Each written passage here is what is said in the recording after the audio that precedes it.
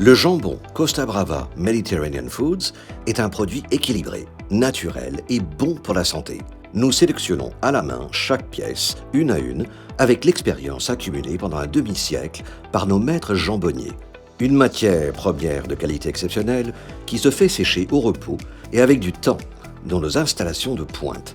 Maintenant, nous vous montrerons la meilleure façon de profiter du meilleur jambon avec la coupe au style traditionnel.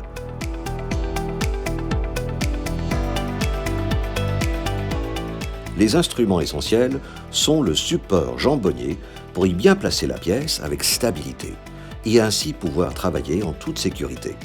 Le gant de maille pour protéger la main, surtout au moment où l'on retire l'écorce. Le fusil pour l'entretien constant du fil des couteaux.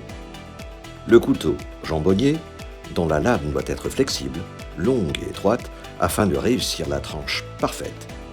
Le couteau désosseur, à lame étroite, pour marquer autour des os avec profondeur et séparer ainsi le jambon de l'os. Le petit couteau, à lame étroite et courte pour les travaux les plus difficiles. Les pinces pour prendre les tranches de jambon et les placer dans l'assiette. Nous plaçons le jambon sur le support jambonnier avec l'ongle vers le haut et nous le fixons bien avec le vis jusqu'au fond. La matha est la partie supérieure du jambon, où se trouvent les parties les plus charnues et tendres, avec de la graisse intercalée. La partie qui s'oppose à la matha s'appelle la contramatha, plus sèche et avec des bords plus consistants, dû à un séchage plus important et moins de lard protecteur. Le jarret, c'est là où s'effectue la première incision pour couper le jambon.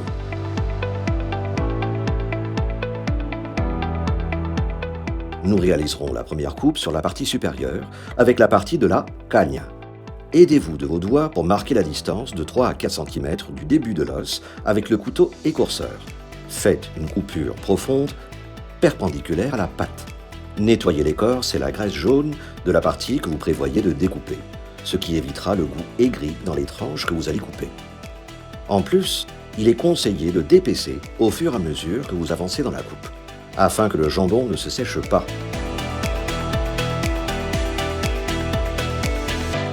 Il n'y a qu'une seule direction correcte, et c'est celle qui marque l'axe du jambon. En gardant cela à l'esprit, commencez à couper par la partie la plus haute de la pièce et au fur et à mesure que vous avancerez, vous approcherez de l'os. Même si cela ne semble pas important, avancez de main ferme et le couteau jambonnier bien saisi. Vous devez maintenir une coupe visuellement droite.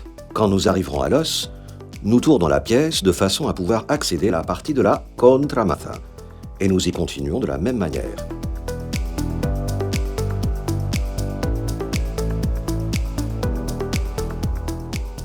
Il est important que la tranche ne soit pas ni trop grande ni trop petite.